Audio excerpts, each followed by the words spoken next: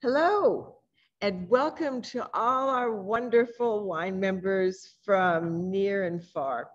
We are so happy that you're able to join us, and we're excited to celebrate you, our wine club members, with our annual Member Appreciation Week.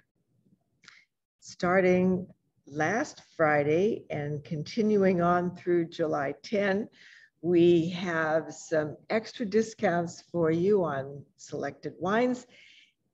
And we have some very fun experiences that we've set aside just for you.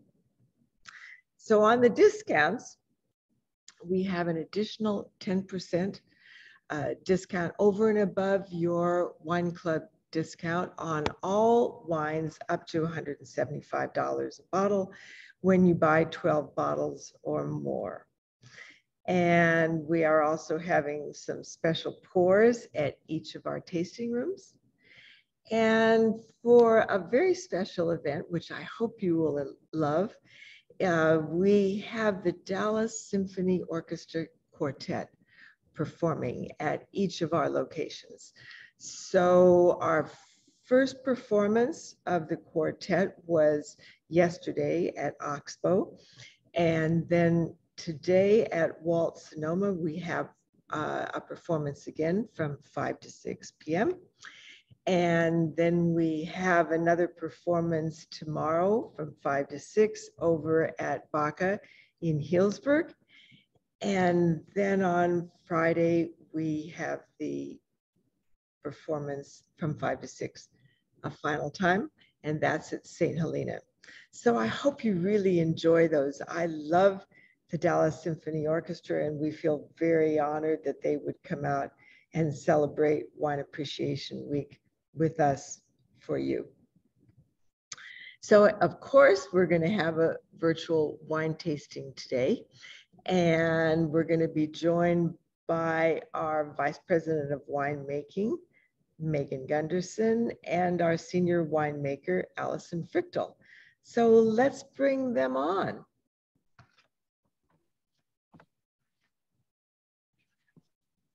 Hello, ladies. Well, hello, Megan. I don't see. There she is. Hi, guys. How are you? Good. How are you? It's good to see you today. Oops, I can't hear you. Are you all on mute? Let's see. Can you hear me, Kathryn? Okay. Excited to be here. Well, I can't hear you, but I think everybody, I'm hoping everybody else can. So anyway, Allison and Megan are going to lead us through a virtual wine tasting of 3 of our wines, the 2019 Marbles, Clopepi, I mean, the 2020 Baca Marbles, that's from Pokai Vineyard, and finally the 2019 Jack's Masterpiece. And as they're leading us through the tasting, any of you who want to ask any questions of any of us, put them in the question and answer box and we will get to them, and hopefully you'll ask a lot of questions because we all really enjoy that when we do. But before we get to the wine tasting, let's hear what's going on in the vineyards and in the cellar. And let's start with you, Megan. Tell us what's going on in the vineyards. Okay, so we have had a very busy few months in production.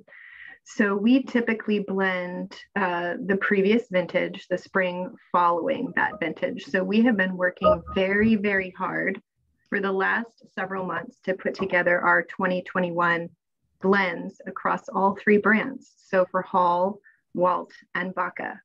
And what that means is we've been tasting 280 different unique components, all of the varietals from Sauvignon Blanc to Pinot Noir, Zinfandel, all the way through to Cabernet. And we have created 46 unique blends across those 3 brands, most of them coming from very small high-end vineyards. We're very excited about the quality of the vintage. I think we have a picture of all of those samples lined up that we taste through. I don't know if we can bring it up here, But after we finished the blending process with our winemaking team, in the room that Allison is sitting in, that's our blending lab behind her, we then turn that into a work order and we hand it off to our very long tenured and experienced cellar team. There's all the samples lined up. And Kathryn knows, she's been a part of these tastings. They're very long days of tasting, but a lot of fun, very serious winemaking decisions are made. And a lot of fun, but boy, those are a lot of bottles. Yes, it's quite the exercise. And so now our cellar is actually in the process of blending these wines physically. So they're taking the wine from barrels. So for example, today they're blending the 2021 vintage of Jack's Masterpiece. So there's 18 different unique lots that blend together to make our 2021 Jack's Masterpiece. And we're working through all that now. And it's just a really exciting time here at the winery. And exciting and very busy time. So Allison, talk to us about what's going on in the cellar. Well, yeah, I mean, the cellar's going strong and out in the vineyard. Megan and I are keeping a close eye on vineyards and in close connection with our teams. And so right now we're in early July. I actually went out back here to our Hall Estate vineyards and I plucked a cluster. This is what our Merlot looks like right now. You can see it's still very green and they're hard. They don't have any sugar yet. This is what in the industry we call lag phase. So the grapes just spent a lot of energy getting up to this size. And now they're concentrating on what's inside. The seed is growing, the seed is getting hard, developing their acids and tannins. And very shortly, we're going to start to see these turning from green to red. And we use a French term for that called veraison. So that's what we're going to be looking out for next. So things are going really well in the vineyard. Our team is also working on crop estimates. We're always paying attention to what the yields look like every season. This season is looking average to slightly below average. As winemakers, we kind of like that because the clusters are looking just a little bit smaller. So that adds an extra layer of concentration to the final wines. We've had a little bit of wacky weather this year. We had this crazy hailstorm in the spring, and we kept a close eye on everything because the hail can actually damage the small premature buds, but we didn't see any damage there. And so things are looking strong right now in the vineyards.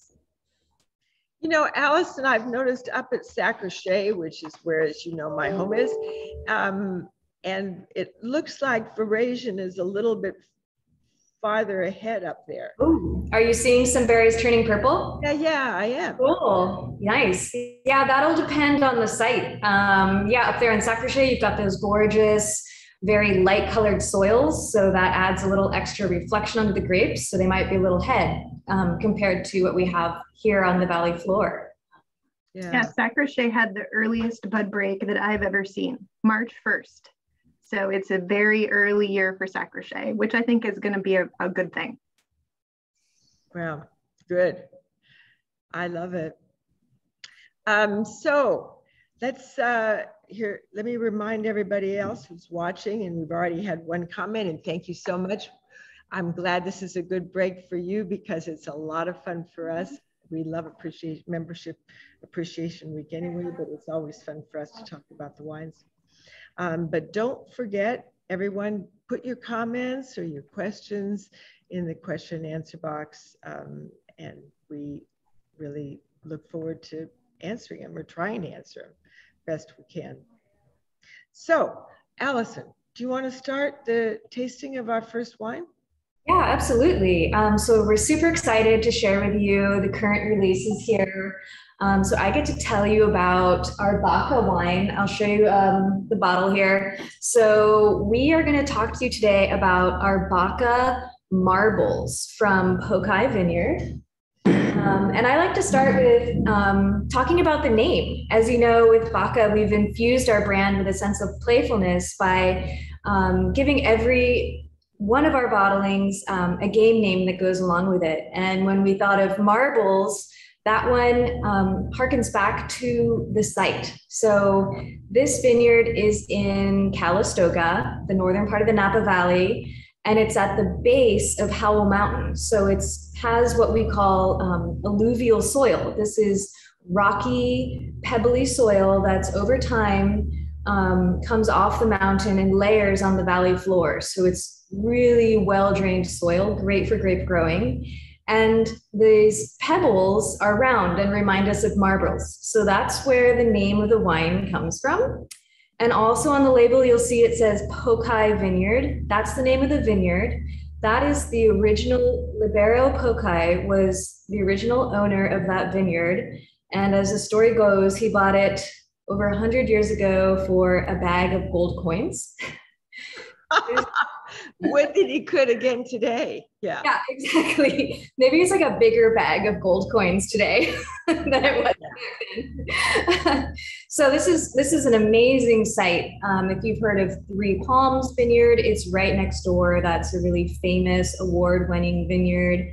And so this is a really special piece of land. Calistoga not only grows excellent Cabernet, but it's one of the warmer climates in the valley, which is ideal for Zin. And that leads us to the taste profile of the marbles and why we love it.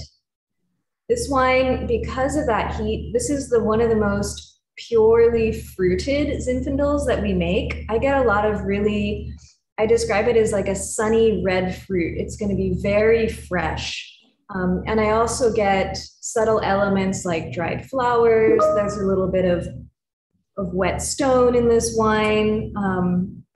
And on the palate, it's going to be very lively. It has beautiful bright acid and yet is also going to be supple and concentrated. So what we're looking for when we make our Zins is we call it a contemporary approach. So we're looking to make a very elegant Zinfandel with beautiful fruit, beautiful freshness, and also those nuances I described. So these are some of the things that I really love about this wine. So any thoughts about what you might pair this with? Because I tend to think of Zinfandel just in general as being just fabulous with sort of short ribs and barbecue, because it's so juicy and it's got so full, but so much fullness in the flavors. But also this is really, as you say, Allison, it's so bright. You know? Yeah, I was thinking about that, and I would totally pair this wine with tacos, which you could take in a lot of different directions too. You could do really rich meat.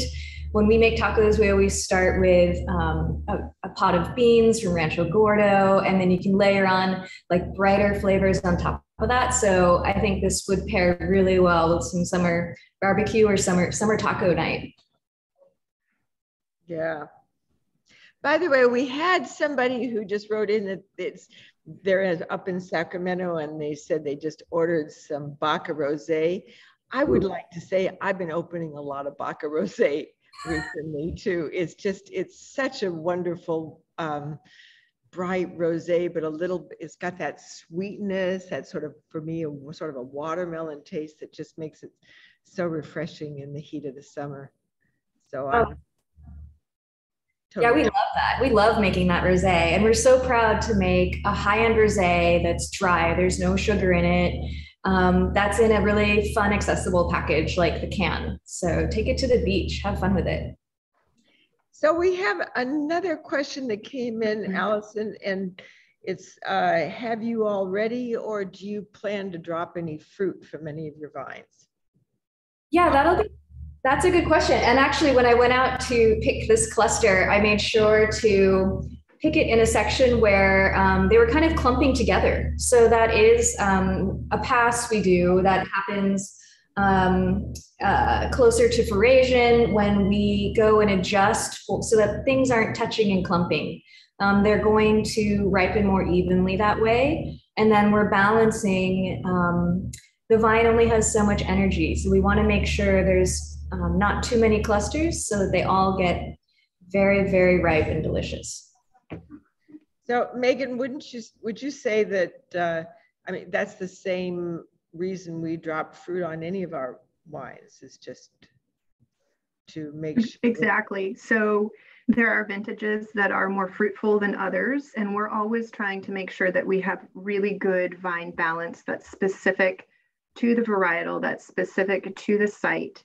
And we want to make sure that, you know, if we're dropping fruit, it's absolutely necessary. We're very meticulous in our estimation of how much crop is out there. So it's by the numbers, and then it's also visual. As Allison mentioned, there could be clumping. You know, we want what's called cluster sovereignty. So the cluster is not touching another cluster. It's getting beautiful dappled light all around. And that leads to perfect ripeness, which is the ultimate goal in every vineyard site we work with. Yeah, well, this is so nice, and it's just got so much flavor, and I hate to leave it and go on to the next, but we've got another one coming up. So let's move on to our next wine, which is our Clos Pepe Pinot Noir. And I think, Megan, are you talking to us about this wine? Yeah, so this is our 2019 vintage of Clos Pepe Pinot Noir. And for those of you who are not familiar with the Santa Rita Hills, where the Clos Pepe Vineyard is located, it's down the 101. There's Buellton there. It's about 45 minutes north of Santa Barbara.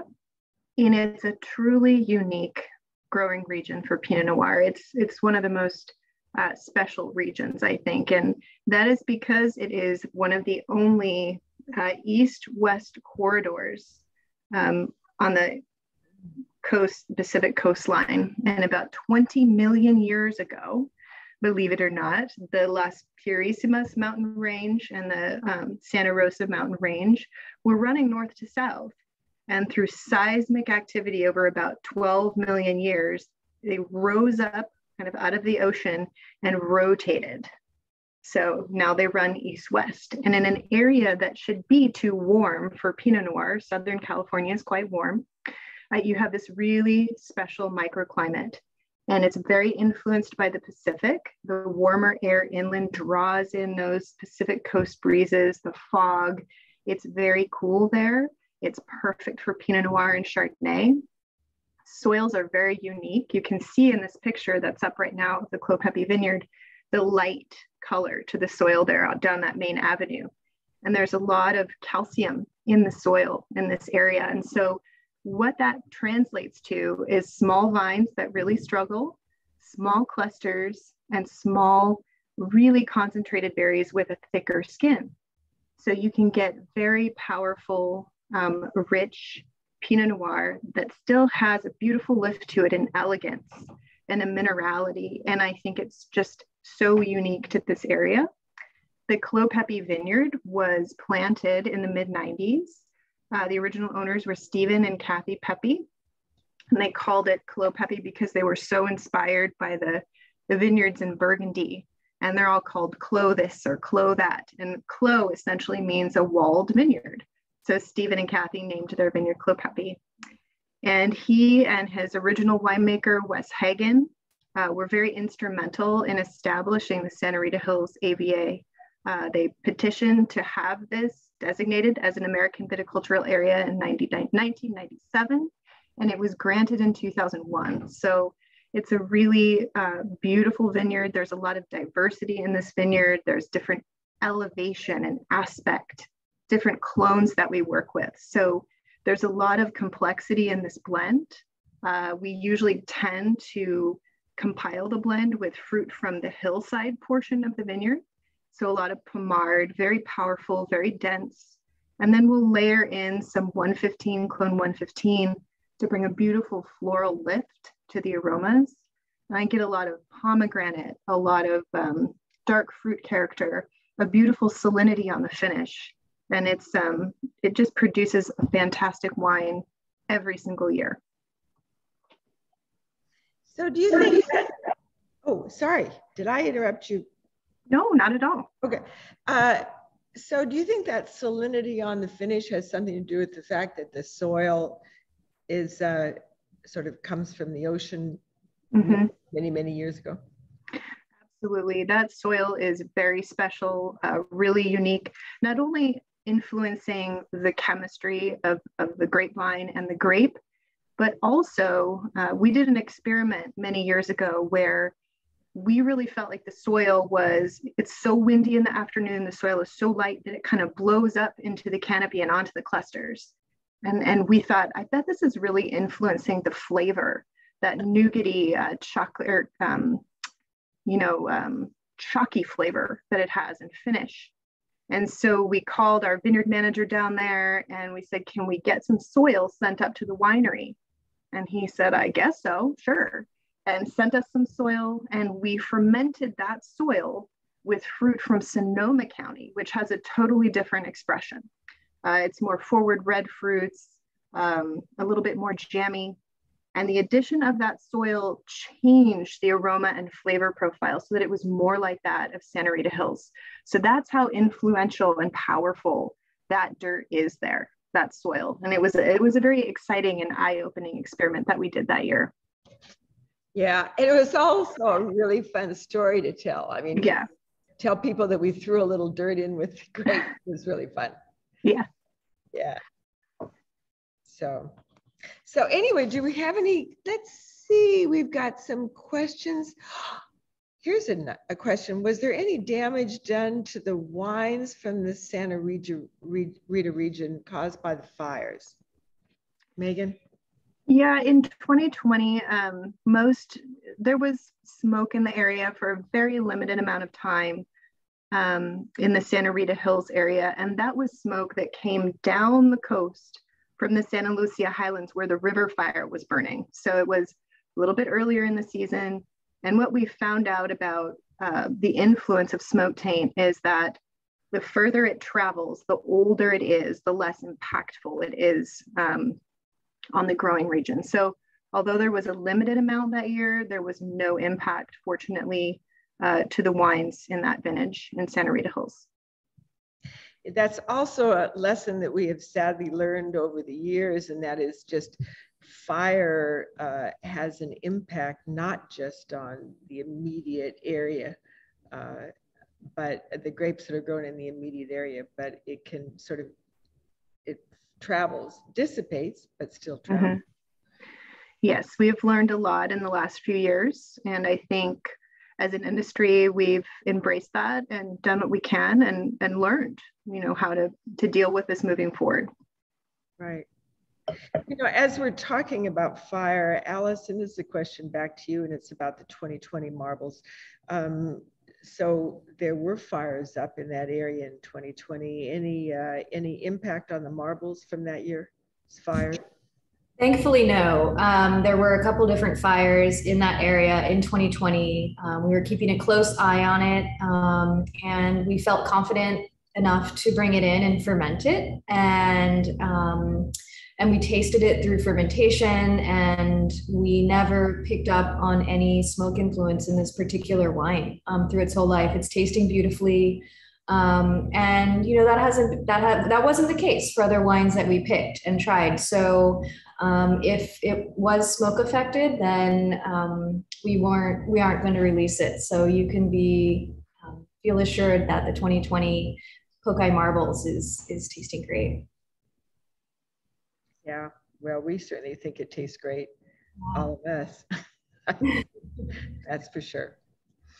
Yeah, something about vineyards that I think a lot of folks don't know, and that is that vineyards up in our area actually are fire protection, because the vineyards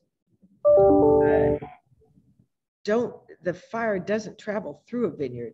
It can go around a vineyard, and because it's around a vineyard, it can impact the flavors on the grapes that are growing in there. But actually, in terms of fire prevention, one of the best sources we have in the whole wine country is to have vineyards.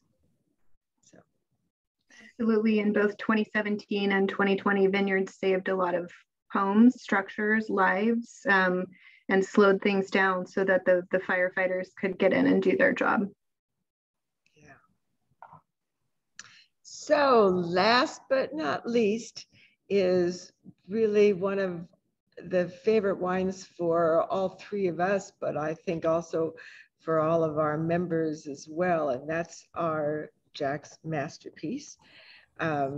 This was in the spring shipment, so I hope all of you have already had it, and maybe some of you have it out now to taste along with us as we are going through the wine. But let's talk a bit about that. And Megan, do you want to start with that?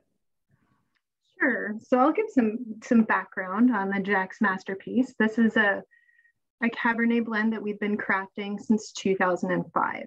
So for many, many years. And I think most of you know that our current winery president, Mike Reynolds, was the original winemaker for Hall Family Wines when we started in the late 90s and early 2000s. And I think Craig and Kathryn quickly recognized his talents, and he was promoted to winery president and, was off growing business and doing a lot of other things, leading the team. But he, I think, missed winemaking just a little bit. And so this is a blend that he makes every year. He blends with our winemaking team. He's very involved. And it's named after his son, Jack. And Jack painted the artwork for the label when he was 18 months old. And I think he's now 18 years old. Yeah. It's time flies. So this is what Jack painted, and it was a gift for Mike for Father's Day that year. So there's really special meaning behind the wine and behind the label. And this is always a blend that's rooted in the mountain terroir. As you know, we're fortunate enough to either own vineyards or source fruit from 14 of the sub-AVAs throughout Napa Valley. So all of these little unique growing regions, Howell Mountain, Diamond Mountain, Mount Veeder, we're looking for those powerful, structured Cabernet lots to build the base of this blend. And I love the way Allison describes this wine. So I'd like to hand it over to her now to talk a little bit about that. Absolutely. This is certainly one of our favorites to make and to drink. And I think it's a fan favorite as well. I hear so much good feedback about this wine. And as Megan said, this is really a celebration of what wines from the Napa hillsides taste like. That's what this blend is all about. And I would describe it, it's very bold. I would describe it as more of a dark and brooding direction for Cab. It's got a lot of, in the fruit, it's got more of a blackberry, black plum, black fruit direction. And it also has an element that I like that's more earth driven, is this quality of graphite that I get in this wine. It's really serious. I think it layers on nicely with the dark fruit. And it also reminds me of these rocky hillsides. And so, I mean, the structure of hillsides is something that's very distinctive because the soils are thinner there. They're not as deep. And that translates into thicker skins on the grapes and creates this texture that is just intense compared to things that we grow in the valley floor, in the more deep ancient riverbed soils. Those are going to be more supple, more opulent. So we're really celebrating that gorgeous structure on this wine. And the tannins are still really refined, but you're going to get more of them and more of that textural sensation, which I think is just fabulous about this wine. Yeah, I certainly do too. I'm getting actually a little bit more of that graphite influence in the 2019 than I have in some prior years. It's gorgeous. So. You bring up a good point there, Kathryn. The 2019 vintage, which we haven't talked about yet, was a really unique growing season. I think we had ample rainfall in the winter, kind of a cool spring that kept us on our toes. There was a lot of growth, but it was lower yields. And I think especially in the mountain appellations, really pure, beautiful, concentrated, dense fruit. And I think everything in that vintage and all of our Cabernets is just really punctuated. and concentrated. So it's a very exciting vintage across the board for the Hall Cabernets. I totally agree. You know, one of my favorite comparisons of the Jacks is to put it against the Kathryn Hall, because for me, the Kathryn Hall is always so luscious and just and soft, and the Jacks is so strong and has such beautiful structure to it. Both beautiful in their own ways, but both very different. Each one very different together. So, well, do I have any? Oh yes, here we go. We have a question about, can you talk a little bit more about the blending of the Jack's Masterpiece? So now, I think you already did some about that, Megan, but can you talk just a bit more about what's going into the Jack's Masterpiece on the blend? Of course. I mean, I'm glad you brought up the Kathryn earlier too, and how different it is. And you know, what we actually do is when we're putting the Kathryn and the Jack's blends together, we go through and we evaluate all of those components, right? So different vineyards, different lots. We have the luxury of keeping everything separate, maximizing the potential of each one of these lots. We're tasting through them and thinking, is this more Kathryn or is this more Jack's? So we taste through, we make our notes, and then we discuss it as a group. And typically there are vineyards that will go definitely to Kathryn every year. Sacrochet is an example. We always start at the base of the Sacrochet, or the Kathryn Hall with Sacrochet. And then Jack's Masterpiece will always have some Diamond Mountain fruit in it. It will always have some Howell Mountain. So there are those definite similarities from year to year. At the same time, we're trying to embrace the unique quality of the vintage and really showcase that. So that's where we might be a little bit more, I guess, creative in our blending towards the end of the blending session, where we're using just small amounts of different lots to really separate the blends, make them unique and distinctive, and also really hone in on the characteristics of the vintage. And a final question were you going to say something, Allison? Did I interrupt? No, go ahead. Okay, well, I'm going to start. This one is for you to begin with anyway. So this is a question that we all are asked often about our wines, and I am so glad that Paul brought this up this time, and that is, this is Dana, who said, how long can we plan to shelf each of these three wines? Will you talk to sort of what you expect the wines to, what their life is going to be like? That's a great question. I'm glad you asked that, Dana.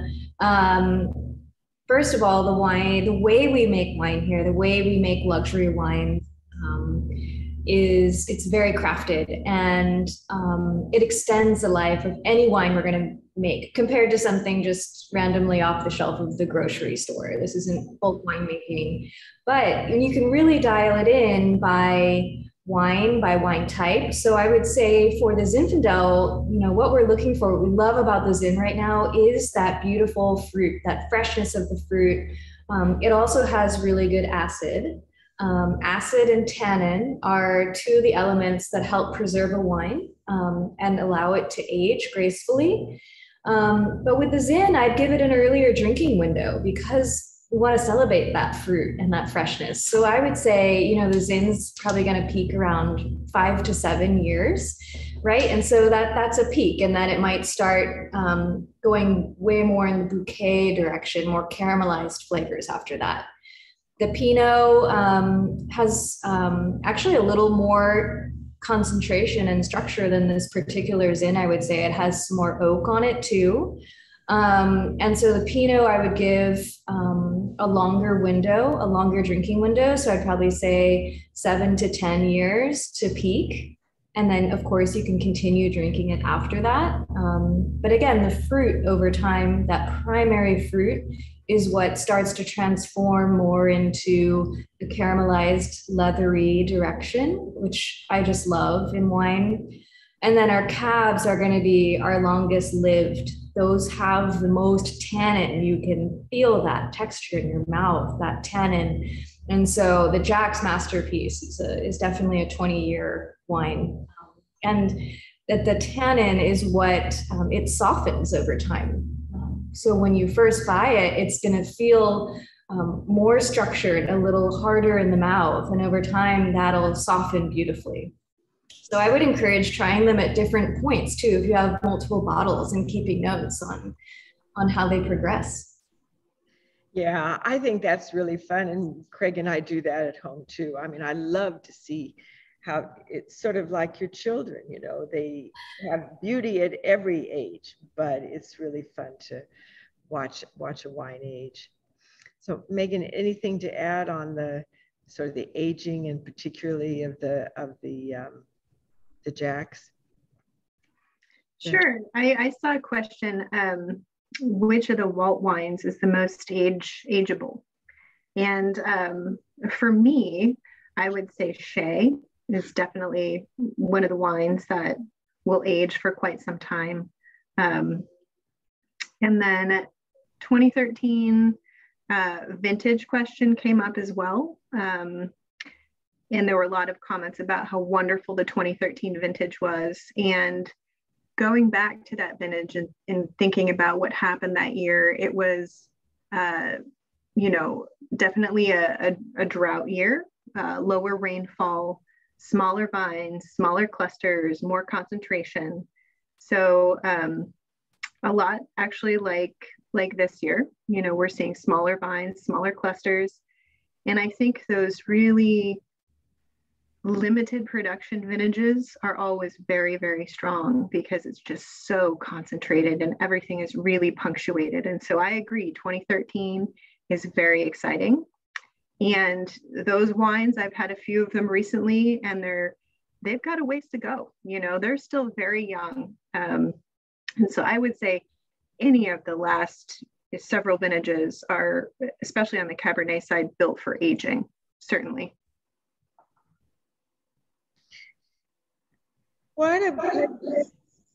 Let's see, we also had a question about your favorite place to drink these wines. Let's see, I'll start by saying, I don't have a favorite place to drink the wine. The most important thing to me about drinking any wine is that I'm with people I love, you know, because that's probably more than anything. I always enjoy any wine more when I'm with people who I really care about and who will talk to me about wines. Wines are always much more fun when they can be discussed for me. But anyway, to you guys, Allison, what about that? About where's your favorite place to drink these wines? I think it's spot on, like a hike for Baca. I just got back from this amazing camping trip right on the coast, the north coast here of California, overlooking the ocean on this cliffside. That's total Baca branding for me. Out in nature, very direct, elegant wine. Yeah, I totally agree with that comment. Yeah, cool. Well, let's see. Let me see if we've got any more questions and everybody, thank you so much for asking these. This is Anna Lopez. She says she had the pleasure of tasting the 2013 Bergfeld. And she was really loving it. Yeah, the 1873, both. They're all, yeah, the 2013 really was, as Megan said, it was just a fabulous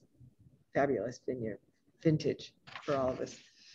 You know, in a way you can't tell. That's one of the other beauties about making wine is you think you know how a wine is going to be 10 years later, but you never know for sure. And that's part of the excitement of this. It's part of why it's an art and not a science. Maybe a little bit of science, but so much of it is an art. So time is running out for all of us, but it's just been such a pleasure to be with everybody, to be, of course, with you, Megan, and with you, Allison, and always wonderful. And I'll be seeing you really, really soon, but I hope I get to see all of you soon. And remember to come on by. We're open, and there's nothing we love to do more than to share our wines in person with you. And I want to mention two special things that we have going on for our members. And this is for the first time ever. We're offering two really unique member retreats. And we hope you just love them both. So the first is going to be a member retreat we've got up at the in Napa, and it's going to be a harvest experience. So you get to get down and dirty, and we'll taste a lot of fabulous wines, but you'll have the background of knowing what we do in the vineyard to help get them that way. And I love to repeat what my dad used to say, is that 90% of a wine is made in the vineyard, although I'm not sure that Megan and Allison are both going to agree with that, but we'll, but anyway, I'm going to go with it. Well, I agree. There's so much truth to that statement. Great wines are made in great vineyards. So Allison and I have the easy job. Well, you're incredible talents. Yes, nobody here is going to minimize the great talent and finesse that you bring to making a good grape from a good vineyard into a great wine. And that is really unique. So anyway, we have this harvest experience that is going to be September 25 to 27. And that's right here in Napa Valley. And then we have another retreat that's at Maui. Craig and I are going to host you at our home over there in Maui, and then share part of that experience with you at our golf club, golf and beach club that we are members of there. So we have a pretty unique wine experience over there. So as I said, you won't be in the vines tasting the grapes, or figuring out how to make the grapes happen and grow to their fullest potential, but you will be tasting the fruits of those labors. And we have in both locations some really extraordinary wines, some of our finest platinums and verticals of all of the above, and some of our other great Cabernets and Baccas and Zinfandels, Baccas and Waltz for you to try. So check out the website for details on both of those and sign up soon. All of these are very limited in their in the number of people that we can take, because we want them to be very special for everybody who participates.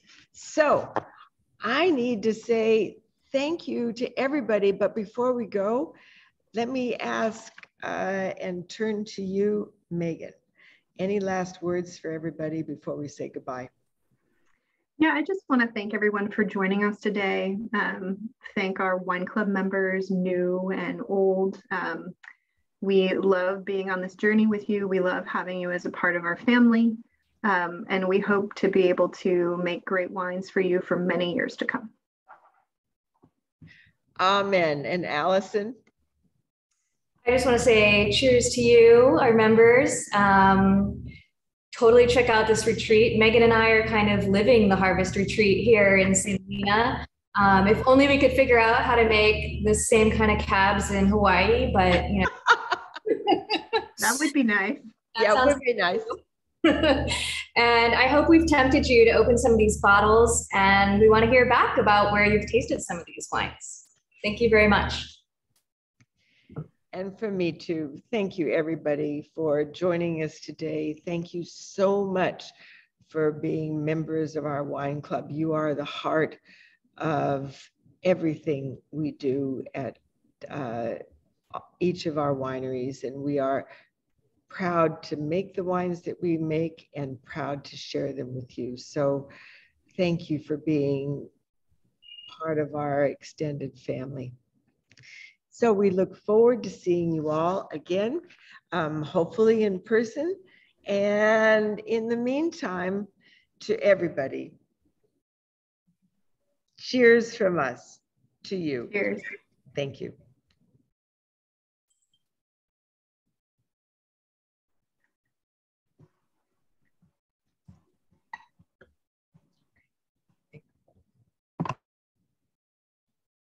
Are we off?